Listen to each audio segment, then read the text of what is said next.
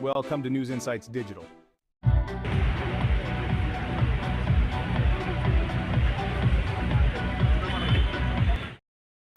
ಬೇಕು ನ್ಯಾಯ ಬೇಕು, ಏತಕ್ಕಾಗಿ ಹೋರಾಟ ನ್ಯಾಯಕ್ಕಾಗಿ ಹೋರಾಟ, ಏತಕ್ಕಾಗಿ ಹೋರಾಟ ನ್ಯಾಯಕ್ಕಾಗಿ ಹೋರಾಟ, ಬೇಕೇ ಬೇಕು ನ್ಯಾಯ ಬೇಕು, ಬೇಕೇ ಬೇಕು ನ್ಯಾಯ ಬೇಕು, ಏತಕ್ಕಾಗಿ ಹೋರಾಟ ನ್ಯಾಯಕ್ಕಾಗಿ ಹೋರಾಟ, ಏತಕ್ಕಾಗಿ ಹೋರಾಟ ನ್ಯಾಯಕ್ಕಾಗಿ ಹೋರಾಟ, ಬೇಕಪ್ಪ ಬೇಕು ನ್ಯಾಯ ಬೇಕು, ಬೇಕಪ್ಪ ಬೇಕು ನ್ಯಾಯ ಬೇಕು, ಬೇಕೇ ಬೇಕು ನ್ಯಾಯ ಬೇಕು, ಬೇಕೇ ಬೇಕು ನ್ಯಾಯ ಬೇಕು.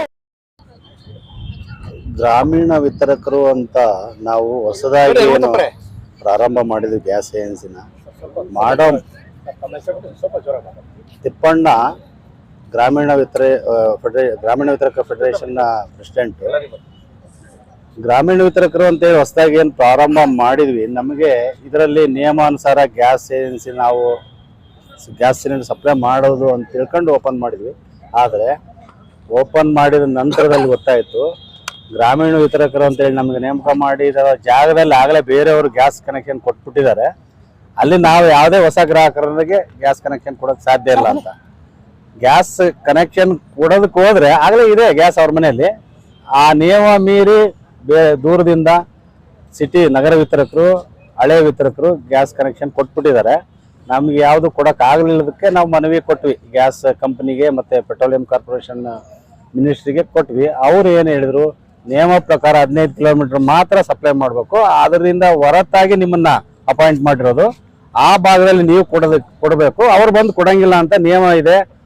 ಸೆಷನ್ನಲ್ಲೂ ಸಹ ಆನ್ಸರ್ ಮಾಡಿದ್ದಾರೆ ಪೆಟ್ರೋಲಿಯಂ ಮಿನಿಸ್ಟ್ರು.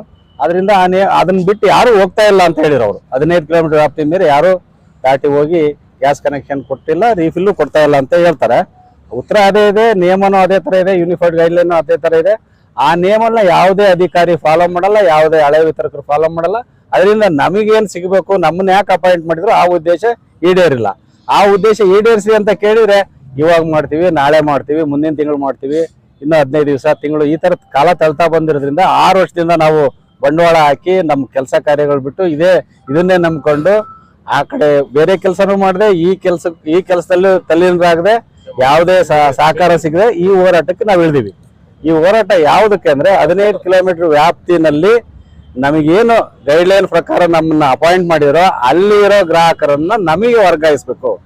ಒಂದು ವೇಳೆ ಯಾವುದೇ ಪರ್ಮಿಷನ್ ಕೊಟ್ಟಿದ್ರು ಆ ಪರ್ಮಿಷನ್ ಎಲ್ಲಿವರೆಗೂ ಅವರು ಲಾಗು ಇರುತ್ತೆ ಅಂದರೆ ಹೊಸ ವಿತರಕರ ನೇಮಕ ಆಗೋವರೆಗೂ ಪರ್ಮಿಷನ್ ಇರುತ್ತೆ. ಹೊಸ ವಿತರಕರ ನೇಮಕ ಆದ ತಕ್ಷಣ ಅದು ರದ್ದಾಗುತ್ತೆ ಅಂತ ಅವರು ಪರ್ಮಿಷನ್ ಕೊಟ್ಟಿರೋರಿಗೂ ಇದೆ. ಆದರೆ ಯಾವುದೇ ಪರ್ಮಿಷನ್ ಕೊಡದೇ ಇರೋರು, ತಗೊಳ್ಳದೇ ಇರೋರು ನಮ್ಮ ಏರಿಯಾದಲ್ಲಿ ಸಪ್ಲೈ ಮಾಡ್ತಾರೆ. ಅದನ್ನೆಲ್ಲ ನಿಲ್ಲಿಸಬೇಕು. ಆ ನಿಯಮ ಪಾಲನೆ ಮಾಡಿದ್ರೆ ಮಾತ್ರ ನಮ್ಗೆ ಉಳಿಗಾಲ. ಅದನ್ನ ಮಾಡದೇ ಇದ್ರೆ ನಾವು ಯಾವ ಕಾರಣಕ್ಕೂ ನಮ್ಮ ವ್ಯಾಪ್ತಿನಲ್ಲಿ ನಾವು ಗ್ಯಾಸ್ ವಿತರಣೆ ಮಾಡೋದಕ್ಕೆ ಆಗೋದಿಲ್ಲ. ನಮ್ಮ ಉದ್ದೇಶ ಅಥವಾ ನಮ್ಮ ಖರ್ಚುನು ನಾವು ಮರುಕಳಿಸಿ ಹೊಡೆಯೋದಕ್ಕೆ ಆಗೋದಿಲ್ಲ. ಆದ್ರಿಂದ ನಾವು ಈ ಹೋರಾಟ ಮಾಡ್ತೇವೆ. ಸೊ ಒಟ್ಟಾರೆ ಇದು ಕೇಂದ್ರ ಸರ್ಕಾರ ಮತ್ತು ಅಂದ್ರೆ ನಿಮ್ಮ ಆಯಿಲ್ ಕಾರ್ಪೊರೇಷನ್ ಬಂಡವಾಳಶಾಹಿಗಳು ನಿಮಗೆ ವಿರುದ್ಧ ನಿಮ್ಗೆ ಅನ್ಯಾಯ ಆಗ್ತದೆ. ಹಾ, ಬಂಡವಾಳಶಾಹಿ ವಿತರಕರು ಅಂದ್ರೆ ಅವ್ರಾಗಲೇ ಹಳೆ ಡಿಸ್ಟ್ರಿಬ್ಯೂಟರ್, ಅದೇ ಆಯಿಲ್ ಮಾರ್ಕೆಟಿಂಗ್ ಅಧಿಕಾರಿಗಳು ಅದರಲ್ಲಿ ಶಾಮೀಲ್ ಅದಾರೆ. ಇವರು ಹಳೆ ಡಿಸ್ಟ್ರಿಬ್ಯೂಟರ್ ಅವ್ರಿಗೆ ಫೀಡ್ ಮಾಡ್ತಾ ಇದಾರೆ, ಅಂದ್ರೆ ಅವ್ರಿಗೆ ಏನ್ ಬೇಕೋ ಅದನ್ನ ತಲುಪಿಸ್ತಾ ಇದಾರೆ. ಹಂಗಾಗಿ ನಮ್ಮ ನಿಯಮಗಳನ್ನ ಜಾಲಿಗೆ ತರದೆ ಅದನ್ನ ಹಂಗೆ ಮುಂದೂಡ್ತಾ ಇದಾರೆ. ಈಗ ನೀವು ಸಪ್ಲೈ ಮಾಡಿಲ್ಲ ಅಂದ್ರೆ ಗ್ರಾಹಕರಿಗೆ ತೊಂದರೆ ಆಗಲ್ಲ? ನಾವು ಸಪ್ಲೈ ಮಾಡದೇ ಇದ್ರೆ ಅವ್ರು ಸಪ್ಲೈ ಮಾಡ್ತಾರೆ. ಯಾವ ರೀತಿ ಮಾಡ್ತಾರೆ ಅಂದ್ರೆ ಒಂದು 60-70 ಕಿಲೋಮೀಟರ್ ಇಂದ ಬರ್ತಾರೆ, ವಾರದಲ್ಲಿ 1-2 ದಿವಸ ಸಪ್ಲೈ ಮಾಡ್ತಾರೆ. ಅವರಿಗೆ ಅನಿವಾರ್ಯ ಜನಕ್ಕೆ ನಾವು ನಮ್ಮಿಂದ ಕೊಡಕ್ ಬರಲ್ಲ. ಯಾಕಂದ್ರೆ ರಿಜಿಸ್ಟರ್ ಹಳೆ ವಿತರಕರ ಏಜೆನ್ಸಿಲಿ ರಿಜಿಸ್ಟರ್ ಆಗಿರುತ್ತೆ.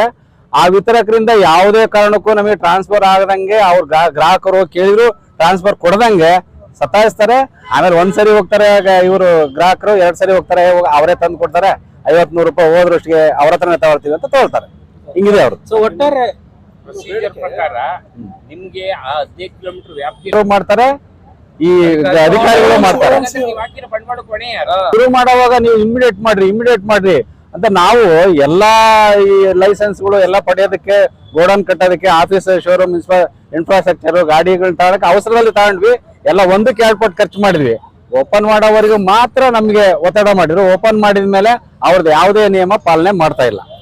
ಈಗ ಕೊನೆ